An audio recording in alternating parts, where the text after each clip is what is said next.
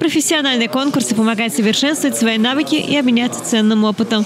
Конкурс «Лучший муниципальный служащий» в Чувашской республике организуется и проводится ежегодно с 2012 года. За 11 лет в нем приняли участие более 400 муниципальных служащих. В текущем году для участия в мероприятии допущено 23 муниципальных служащих. Отмечать лучших из лучших будут по двум номинациям – «Лучший наставник» и «Лучший муниципальный служащий территориального отдела». Ну, вы знаете, мы уже 12-й раз подряд проводим данный конкурс. Но главная задача – это, конечно, выявить муниципальных служащих, их лучшие муниципальные практики, поддержать их как морально, так и материально, конечно.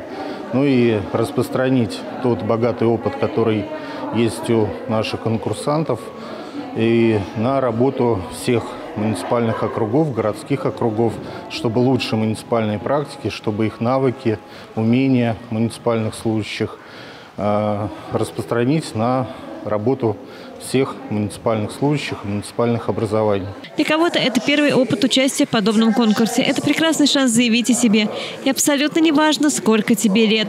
Нужно просто представить интересный проект и рассказать о его целях и задачах. Цели у нас, чтобы познать вообще, что такое участие в конкурсе, так как это для меня впервые.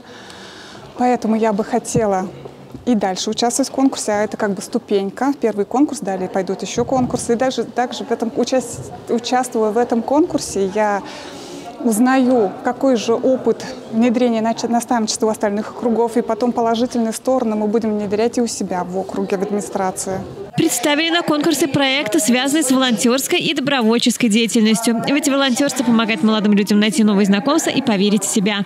А еще волонтерство – это шаг к будущей карьере. Наш проект направлен на наставничество среди добровольцев. Поскольку я курирую деятельность волонтерского центра города Чебоксары, очень важно не пустить эту молодежь. Во-первых, это воспитание молодежи, и во-вторых, это действительно ведение их до их карьерного успеха.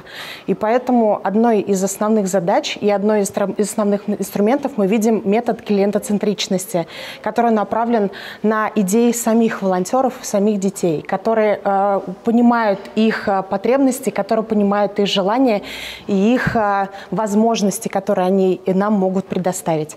А что касается данного конкурса, этот конкурс очень важен, и для меня очень важно участие в этом конкурсе, поскольку я девушка молодая, я хочу показать моим сверстникам, что не стоит бояться участвовать в подобных конкурсах, и лучшим муниципальным служащим не обязательно стать после 20 лет работы в структуре администрации или в структуре госслужбы. Так что шанс профессионально расти и развиваться есть у каждого. Чтобы построить карьеру, нужно шаг за шагом двигаться к своей мечте. Елена Яковлева, Степан Гурьянов. Жизнь столицы.